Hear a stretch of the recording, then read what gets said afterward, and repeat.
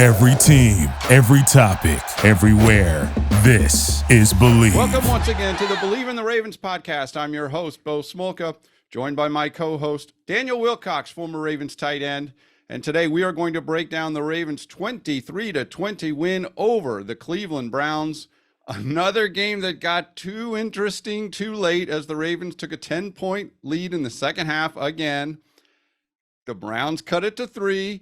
The Browns get the ball back with a couple minutes left, and you're thinking, I can tell you in the stadium, the feeling of dread hovered over that stadium like, you've got to be kidding me. But the Ravens get a blocked field goal late in the game, and they hold on this time to win 23-20 and stay in first place in the AFC North. We will break down what went right, what went wrong in that game, and then where the Ravens go from here. It's a pretty favorable stretch they have coming up. But before we do that, I'll remind you that all Ravens podcasts, Believe in the Ravens podcasts, are brought to you by Bet Online, your number one source for all your sports betting needs this season. You'll find the latest odds, team matchup info, player news, and game trends at Bet Online. And as your continued source for all sports information, it features live betting, free contests, and giveaways all season long. Always the fastest and easiest way to bet on NHL, NBA, Major League Baseball heading into the World Series, MMA, tennis, golf, and boxing. Head to betonline.ag and receive a 50% welcome bonus with your first deposit. Make sure to use the promo code BELIEVE, B-L-E-A-V, to receive your reward. BetOnline, where the game starts. And Daniel Wilcox, let's start here breaking down this Ravens-Browns game. The Ravens announced on Saturday that Gus Edwards would come off the PUP list and play for the first time in more than a year. Remember, he tore his ACL in preseason of the 2021 season. And after the game yesterday, Gus Edwards said it wasn't just his ACL. He also tore his MCL and his hamstring. Earlier this summer, I had someone with the Ravens tell me that Gus Edwards had shredded his knee and might not play all year. He comes back in this game, and boy, did they miss him. He goes 16 carries for 66 yards, scored 2 touchdowns, and he just brought that power back sense that this team hasn't had. And I mean, that's the way I see it. Daniel Wilcox, when you watch Gus Edwards run, 240 pounds of Gus Edwards running the ball downhill, what part of that game have the Ravens been missing without him? I mean, you said it, Bo. It's the power game. I mean, he every time he had the ball in his hand, it was almost like people was moving out of the way. They knew what was coming, and they knew he wasn't going to stop running it hard all game long. And as the game went on, he only had 16 carries, but all 16 of them looked like they was impressive to me. Even if he got hit in the backfield, you know, he was breaking tackles, he was dragging guys, and he was moving the power forward. And I just think it gives you a different confidence in short yardage when you got him and Pat Ricard back there, man. I mean, you got 2 big guys that could pretty much run through tackles and run through arm tackles, and it makes it harder for teams to play you. They know they have to come and take your legs away from you when you got a big back that could power forward like Gus, man. And he still got and he still looked good as far as speed too. Shiftedness was still there. I just felt like he ran extremely well yesterday. It was really good seeing 35 back on the field, Bo. Well, I thought the touchdown run, he had 2 touchdown runs, a 7-yard run off left tackle where he didn't get touched. Just the blocking was really good. And after the game, he credited the offensive front for giving him holes. But his second touchdown run, it was 4th and goal at the 1. And the Ravens kept the offense on the field as they will usually do. And he just powered in. I mean, there wasn't much room. He didn't make it in by much, but he is a strong enough guy that he got over and in. And remember, early in this season, they failed on several times down near the goal line trying to run the ball between the tackles with Mike Davis or Kenyon Drake. And so Gus Edwards, with that extra 25 pounds, whatever he has on those other backs, it made a huge difference. And he scores 2 touchdowns. John Harbaugh said after the game, Gus Edwards is a one-of-a-kind kind of back, and he's different. He's built different than the other backs on this team, and it's big. It's a big thing for this team going forward that they have him, in part because what we learned on Saturday was J.K. Dobbins went to injured reserve. It turns out that J.K. Dobbins, and he hasn't quite looked perfect yet this year, hasn't looked like the old J.K. Dobbins. And John Harbaugh said after the game that the scar tissue on his surgically repaired knee has limited his range of motion. So he's going to go back and have an arthroscopic procedure and try to clean up that scar tissue, but that puts him out for at least 4 weeks. I mean, injured reserve is a minimum of 4 weeks you're out. It looks to be more of 4 to 6 weeks. So I think we'll probably see J.K. Dobbins late in the season, but having Gus Edwards come back now, just as J.K. Dobbins goes out, ideally you'd like them both, but it's really important that they got J.K. Dobbins, that they got Gus Edwards back just as J.K. Dobbins goes out. So Gus Edwards back is one of the big takeaways from that game. And here's another interesting thing about this game yesterday. Again, the Ravens beat the Cleveland Browns 23-20. If I told you, Daniel Wilcox, that Mark Andrews had no catches, would you expect the Ravens to have won the game? Yeah, I think the Ravens have so many weapons that they definitely can win the game without getting the ball to Mark Andrews. I don't know how you allow that to happen. I don't know, Bo. I get so frustrated sometimes when I watch this game, and I'm a tight end, so of course I'm on Mark Andrews' side all day. You know, Isaiah likely did come up with some catches, so we still kept the tight end thing alive. But I just don't understand, like I don't care who you play. Like Mark Andrews has to be a huge part of your game plan week in and week out. And Lamar is going to find a way to get him the ball if he can. So, he didn't have a lot of opportunities to throw the ball. I think he only threw the ball 16 times, and just through the whole game, it's kind of frustrating to not see you get the ball to your premier player. And it's like if you got elite players on your team, you got to find a way to get them the ball. Your job as an offensive coordinator is to put in plays for all your guys and to make sure all those guys stay happy. And I don't think Mark Andrews is a selfish type of guy, but it's one thing to not catch a ball because you were just running the ball so well. You ran the ball 44 times, only had 63 plays of offense, so it's one thing to say we're going to dedicate the game to the run game, but those you still have to find ways to get your premier guy the ball. And I think that's a oversight, by the offensive coordinator that could probably bite him in the butt later on, and I don't think Mark Andrews is selfish or anything like that. So he's not going to let it get to him mentally, but I know there's some guys in Cleveland like, well, we shut Mark Andrews down. He didn't get a catch, and that kind of catches up to you over time when you start hearing those little rumbles and you didn't shut me down. They didn't throw me the ball, Right. So it's the difference, it's a big difference. If he threw me the ball 10 times and I come out with 0 catches, then you can say you shut me down, but they didn't throw me the ball 10 times at all, man. But, I still think there's some things going on in the offensive side of the ball in Baltimore in the coaching room. And, maybe those guys are not communicating well enough or whatever, or maybe, Greg Roman is just not listening to anyone else or whatever. And a lot of times when you're a coach, and people got to understand this too. And I know I've understood it, as being a coach, when you're a coach, if you're going to get fired, you want to get fired doing what you want to do. Not doing what everybody is telling you what to do, right? So it's like, let me go out shooting my gun the way I want to shoot my gun. If I'm the CEO of a company or I'm the owner of a company or whatever, if I lose my company, if my company fail, I want to fail betting on me, not trying to implement what you're telling me to do. So there's a lot of things that comes along with coaching when it comes to egos and personalities and then having to deal with these things, man. But you got to find ways to get Mark Andrews the ball. I don't care. I mean, he was involved because he blocked the entire game, and he don't seem like he complained at all. I mean, to me, you just got to find ways to get him the ball. And I don't understand how you go through a whole football game with 63 plays and don't dial his number.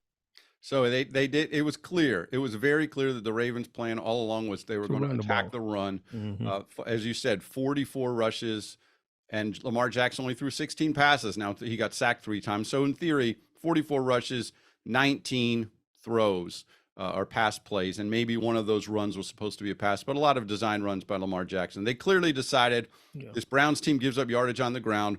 We're going to run the ball until they stop us, which we talked about last week trying to do. Mark Andrews was targeted just twice. Isaiah Likely, 1 catch, was the only catch by a tight end. Patrick Ricard, the fullback, had more catches, 2, than all the tight ends combined.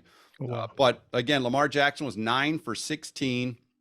It tied the fewest tied the fewest completions he's had in a game as a starter, not counting the one where he got hurt in Cleveland early in the game and had to leave. His 16 attempts is the fewest he's had as a starter, not counting that Cleveland game when he got hurt. But John Harbaugh said after the game, look, he did what we needed to do to win the game. There's a lot of ways you can win the game without throwing the ball a lot. And what John Harbaugh credited in terms of Lamar Jackson was handling the pressure. He didn't fumble on any of those times when those Clowning and Garrett were in the backfield a lot. And he was able to avoid pressure at times. He was able to, he didn't make, essentially, he didn't make any of the disastrous plays that happened the week before when he got a strip sack and tried to make something happen that wasn't there and got an interception thrown. So to his credit, it wasn't a great game. Fantasy owners are not going to like Lamar Jackson's numbers at all, but you know what? They will say we won the game.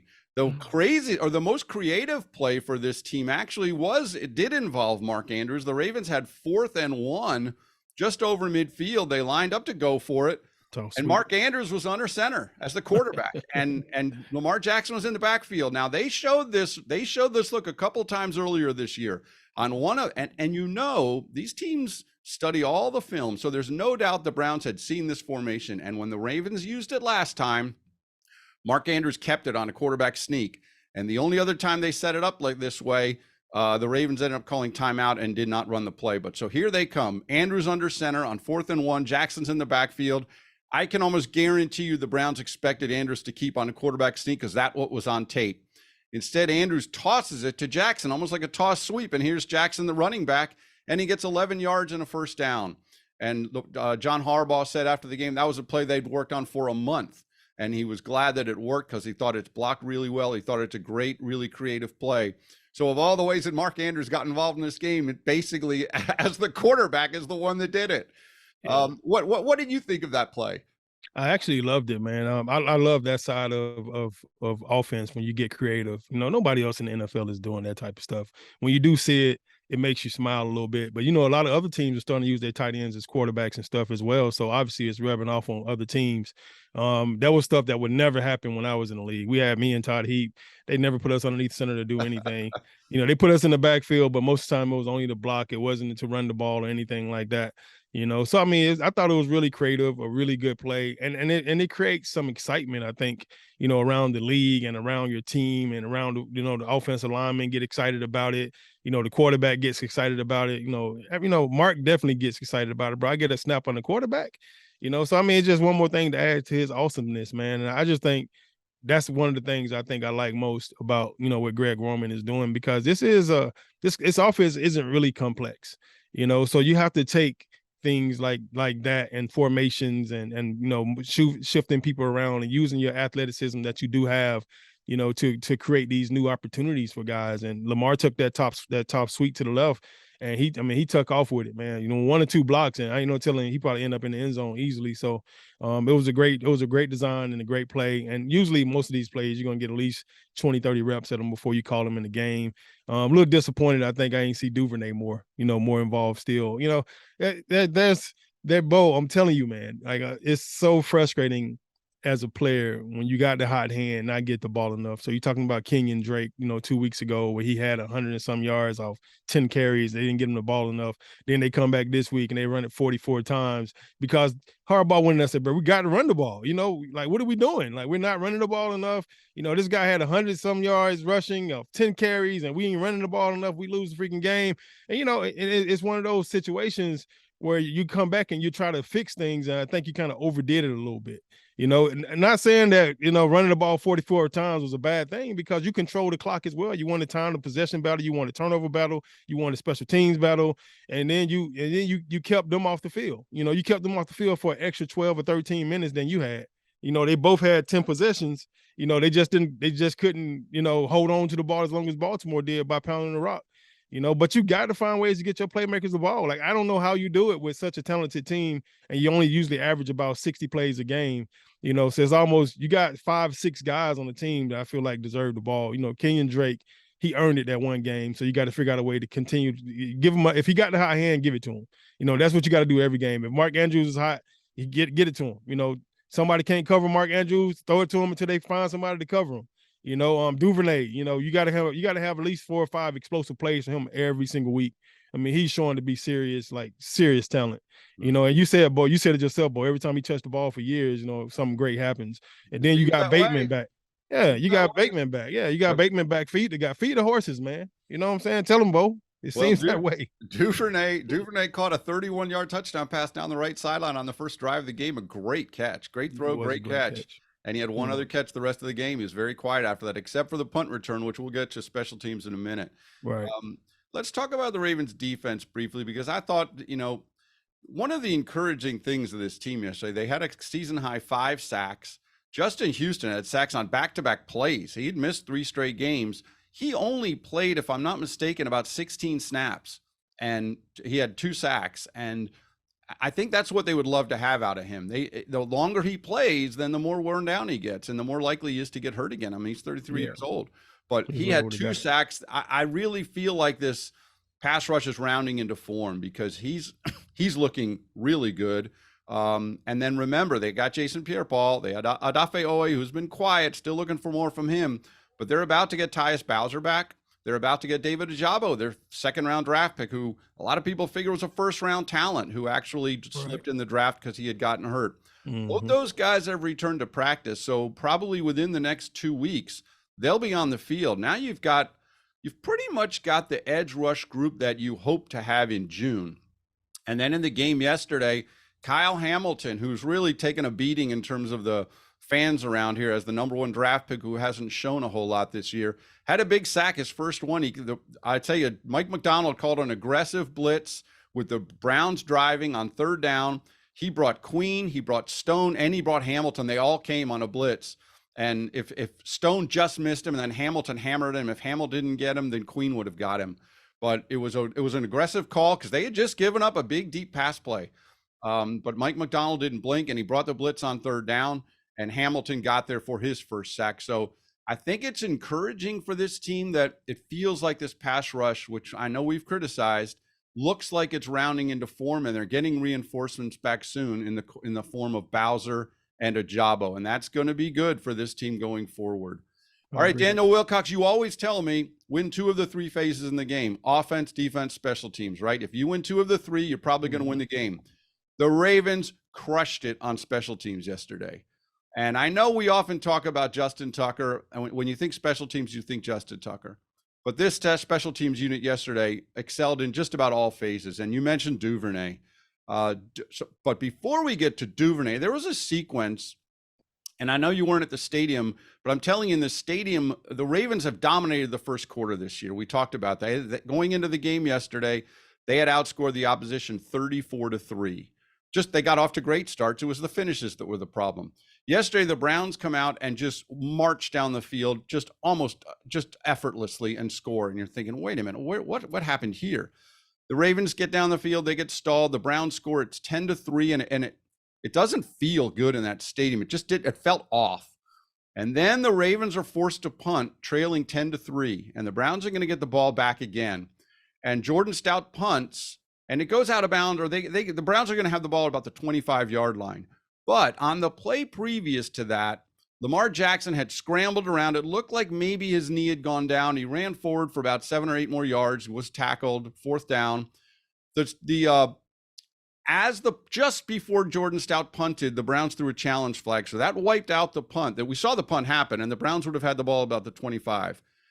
They challenged the play. It seemed like a strange challenge, because they were only going to gain like 6 yards. It wasn't going to change the difference of whether they got a first down or not. The Browns lose the challenge, so Stout has to punt again, and Stout absolutely crushes a punt.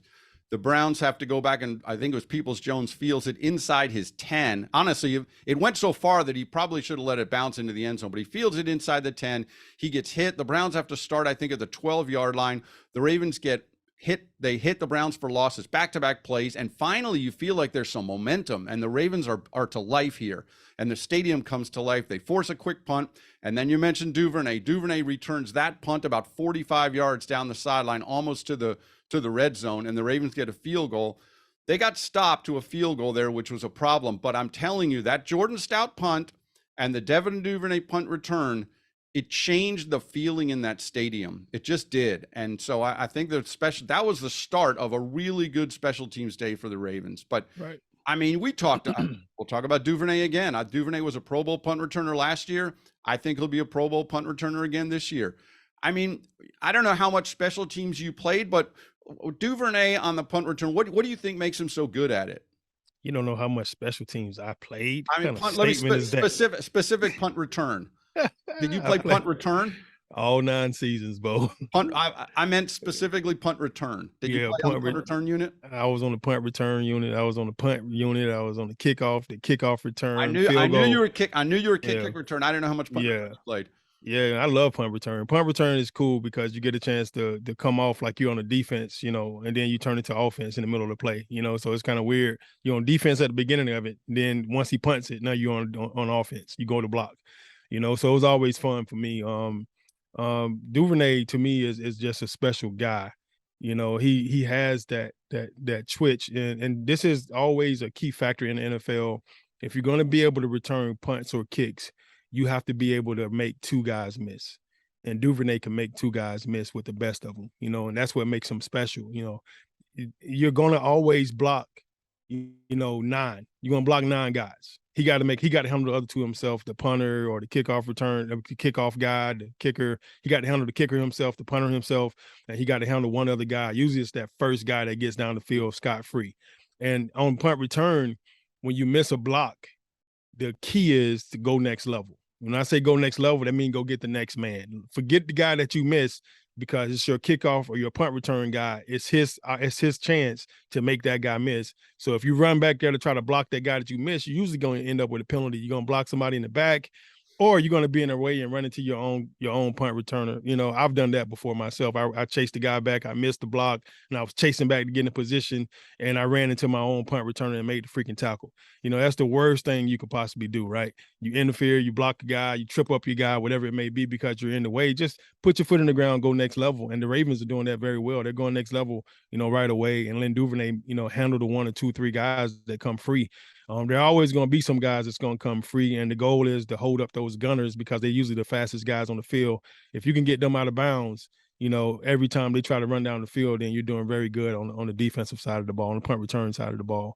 But Duvernay has at every 10 yards, Bo. So the goal when you get a punt return is to get 10 yards if you're a returner. Every 10 yards you get as a returner, that's considered a first down. So if you get a 40-yard return, that's 4 first downs that you just accounted for your offense. And that's how we look at it, and we flip field position. We always trying to flip field position. So if we can control the field position battle, you try to kick us back way back deep, and then we return it 40 yards. We just knocked out 40 yards of that punt. If it's only a 40-yard punt, then that punt didn't mean anything. We basically got the ball right where we was going to get it if you turned it over. So it's huge, man. You're able to flip the field position battle with special teams, and the Ravens special teams. I think their punt return unit right now is ranked number 2 in the whole league. And out of everybody in the NFL, they're the number 2 ranked punt return unit in the league right now, and it shows, man. And Duvernay is a huge part of why it's like that. He's doing a phenomenal job, man. He's not, he shows no fear. He has a really quick step as soon as he catches the ball. He sees it in. He haven't muffed one or fumbled a bunch of them or anything like that this year. And he catches the ball really naturally back there. He got natural hands for a punt returner. And I think he's a phenomenal athlete that's underutilized for the Ravens. It's funny you mentioned running into your own punter to make a tackle. I remember a few years ago, Brendan Trawick, I believe it was, that ran into Jacoby Jones, and Jacoby Jones got hurt on the play. Yeah. There's a lot of traffic on those punt returns, right? Is. There's a lot of traffic moving a lot of different ways. And you mentioned Devin Duvernay and John Harbaugh will stress, he's a special teams coach at heart, and he will stress all the time that it's 11 guys on that punt return unit. And yeah, Duvernay is a big part of it, but every blocker is as well. He really praised Duvernay on that long punt return yesterday for his patience. He kind of read the blocks and hesitated just long enough for one of his backside blockers, I forget which one it was, to kind of get in position. He recognized that if he broke too fast toward the boundary, he would get cut off, but he waited. The block was clean, and then he got up the sideline. So he's a really talented punt returner. And he said that was about it turned out to be, you mentioned, not quite a turnover, but like a 10-yard difference in net punt in terms of the punt plus minus the return. So it did, and it put them in field goal range immediately. The Ravens ended up scoring on their next 2, that possession and the next one on the first of Gus Edwards' touchdowns, and that put them in the lead for good. So I thought the stout punt and then the Duvernay punt return in that sequence of about 5 minutes really changed the game to the Ravens' favor on special teams. And then, of course, Justin Tucker, because he's Justin Tucker, 3 field goals, including a 55-yarder. His 60-second straight kick he's made in the fourth quarter or overtime. It's incredible. And that's a 55-yarder. This isn't a gimme. 55-yarder in the fourth quarter. They trot him out there with no hesitation, and he absolutely drills it. And then, of course, the biggest play of the game, or not one of the biggest plays of the game, they're all big, but the Browns have a chance to tie. Again, Justice Hill fumbles late in the game. The Browns have the ball back. They complete a long pass down the sideline. It looks like they might have hit a game-winning or go-ahead touchdown, but it's offensive pass interference, which was pretty obviously the call. And John Harbaugh said the flag goes down and fans are going crazy because the call was going to be on Marcus Peters. John Harbaugh said after the game, his guys in his headset said right away, that's going to be offensive. He pushed off. But you never know. You really never know the way the referee is going to call it. They did call offensive interference. It backed the Browns up out of field goal range, really. Then they run one play. They get close to field goal range. It's going to be a 55-yard try. And then they line up for the field goal. There's movement. They both sides, Ravens jump, Browns jump. There's a long discussion by the referees. And this is a huge discussion because if they move that ball up and call the penalty on the Ravens, it's a 50-yard field goal. If they move the ball back, calling the penalty on the Browns, it's a 60-yard field goal. A huge difference in that call. The call went the Ravens' way. They ended up calling a penalty on the Browns. The Browns people were not happy afterwards. The coach, Kevin Stefanski, said, I haven't got a good explanation for the call. John Harbaugh on his side of the field said he saw two things. One, he saw he called it the left tight end, essentially the guy on the left side of the line. He saw the guy on the left side of the line move early. He also said he thought the center lifted the ball and to get set for the snap, and that's not allowed. And Harbaugh thought the center should have been called for a penalty as well. He thought that's what triggered Calais Campbell to jump. Now, Calais Campbell jumped early but didn't make contact and theoretically could have jumped back. Broderick Washington, I believe it was, did make contact. And then there was the big, long discussion, huge ruling that went the Ravens' way. So instead, now the Browns have a 60-yard field goal try from Cade York. And it came out low, and Malik Harrison blocks it. Actually blocked it with his helmet. He said it hit him right in the face mask. And the Ravens hang on to win.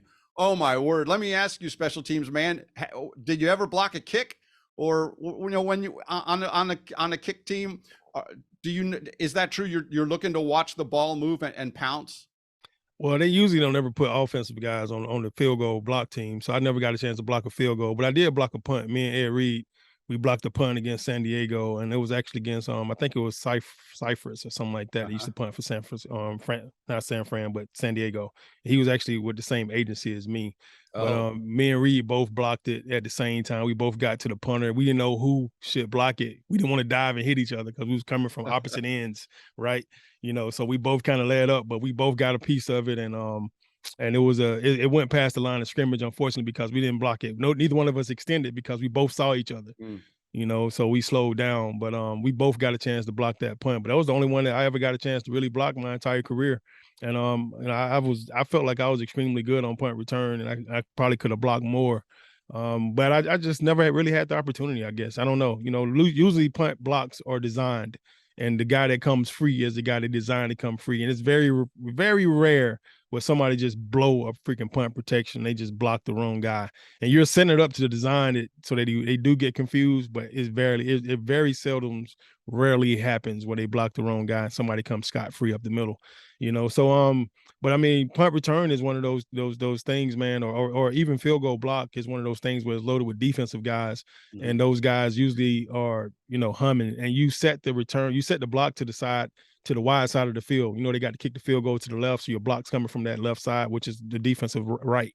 So you're going to scheme them up on purpose to make it even harder for them to kick that ball across the field, to the uprights. And it's an awesome opportunity anytime you get a chance to block a kick and win a game.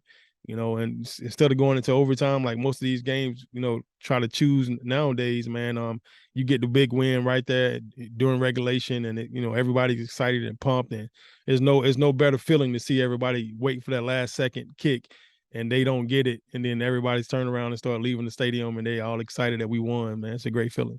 Well, you can see the Ravens kick block unit includes 6'8" Calais Campbell, 6'7" Brent Urban. They're right in the middle of that thing, getting that big paw up. Now, Harrison said after the game, on the earlier field goal by Cade York, he didn't block it, but he felt it. He heard it kind of whiz by his head. He knew it was a low kick, but he thought York was just naturally kicking the ball low. I actually, if I went back, I have to watch it on tape again, but I'm pretty sure that was the hold and the snap weren't completely clean on that one. And so I think that's one reason why it came out lower than it might have otherwise. But Harrison said he almost got the first one, or the earlier one. He heard it right near his head. Right. And then on the 60-yarder, John Harbaugh and Justin Tucker will both say, on the longer kicks, kickers know they've got to start that ball on a lower trajectory or it's not going to get to 60 yards. Right. So instinctively, the ball's going to come out lower, but it came out so low that Harrison actually hit it with his helmet. His hand was another 2 feet higher, but you never know. It could miss the hand. It could be to the left or the right of the hand, but Harrison blocks it. And the Ravens hold on to win 23-20. They can exhale, and they're 4-3 atop the division, but they can't exhale for long because now they have a Thursday night game at Tampa Bay. I will say they start this stretch now. Tampa Bay has basically looks broken right now. I mean, Tom Brady looks like he's kind of finished, and it's dangerous to think that, but that's the way that team is looking right now. They got beat badly by Carolina on Sunday, and so that's who the Ravens face. But after Tampa Bay, the Ravens face 4 straight teams whose records right now are 2-5. So the Ravens have a chance here to get something going. They face the Saints, they face the Broncos, they face the Panthers. They've got a chance to get something going here, but it starts with this game at Tampa Bay on Thursday night. Last year, Thursday night, the Ravens had to go on the road and they got routed by Miami. They just didn't look ready to play. Right. They obviously cannot have that happening again. But let me ask you, you were a player for a long time. What's the biggest challenge as a player to dealing with these Thursday night games, and especially a Thursday night road game? It's no thing at all when you're a young guy, but when you're an older guy, your body needs more time to heal. So you only get 6 days in between games, and during those 6 days, it's usually like that next day you come in. So we play Sunday, so we come home, we come to work Monday, and we get to work Monday. If you win, sometimes you get victory Monday, you get Monday off. But even if you get Monday off, you still got treatment 2 or 3 times that day, but normally you come in and you'll get a light lift in and a run in, just try to get the soreness out. I've never understood how that worked. We sore as crap, so we're going to run the soreness out. But anyway, that's what we do. And then Tuesday is our mandatory day off. A lot of us take time on our day off on Tuesdays to do things in the community or do things with your family, or you still got to get treatment even on Tuesday. If you hurt, you got any kind of injuries, you got treatment 2 or 3 times that day. So it takes up most of the day. 6 a.m. treatment, 12 o'clock treatment, then probably 4 or 6 o'clock treatment. You still got that all day. Then Wednesday you come in, that's when you start implementing the game plan. So if you're playing a Thursday night game, Wednesday is normally your day you implement the game plan. So now all that stuff gets shortened. You don't have a Tuesday off. You don't get a Monday off. You got to work through those days. Monday is now your Wednesday. Tuesday is now your freaking Thursday. And then, Wednesday is now your Friday, where you're doing like a light walkthrough type, full speed walkthrough with helmets and jerseys on. And then you playing Friday. You traveling Friday. You traveling on Wednesday. You would normally travel on Saturday. So it kind of shortens your entire week. You don't really get any days off, or you have to get treatment every day, all day and nonstop. So those older guys that usually, my last season, Bo, I'm telling you, like I literally started to feel good Saturday morning and we played Sunday. I was sore as crap all week. My body just wasn't healing as fast as it used to. And that was part of the reason why I retired. You started getting banged up and beat up, and you get to that Saturday morning and you wake up, just starting not to feel the soreness. And then you go beat yourself up the very next day on Sunday, and then you do it all over again, So those younger guys get a chance to heal a little bit faster. But the older you get, like the Calais Campbells and company, I guarantee you, boy, he's going to feel this Thursday night game. He's going to feel it. Well, John Harbaugh said last week that he was kind of rationing workload for these guys at practice, knowing that they have 2 games in 5 days. And Mark Andrews didn't practice Wednesday or Thursday last week, and he was listed as limited with a knee injury on Friday. But John Harbaugh said, look, he needs the time off. We've had a lot of reps. We got 2 games in 5 days. And I expect this week there will be a lot of rest days for guys like Campbell, Justin Houston, absolutely, guys, and because they play Thursday, they're going to practice on Monday night. They'll practice Tuesday, and as you said, they'll walk through Wednesday and they go and they play Thursday.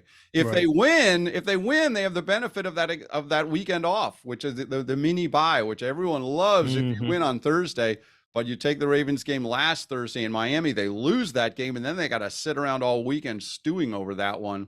before they get into the rhythm of the next one.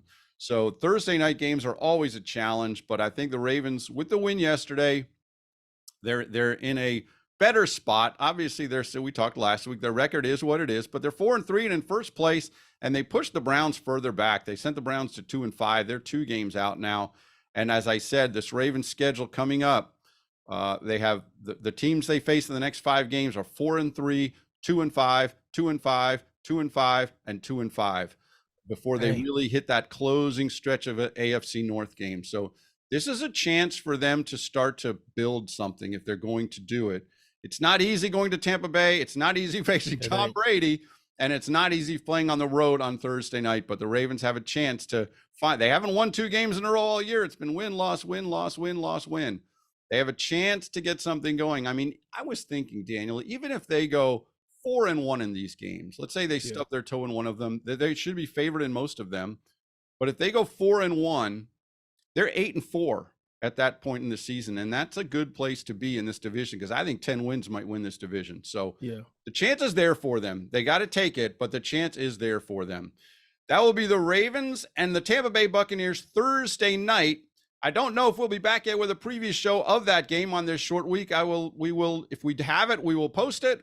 Otherwise, we'll be back Friday morning to break down the Ravens and the Buccaneers and look ahead to what is coming up for the Ravens. They have their bye in the middle of this stretch of games too, which also should help them out. So that'll be the Ravens and the Buccaneers from Tampa Bay on Thursday night. For Ravens tight end Daniel Wilcox, this is Smolka on the Believe in the Ravens podcast presented by Bet Online.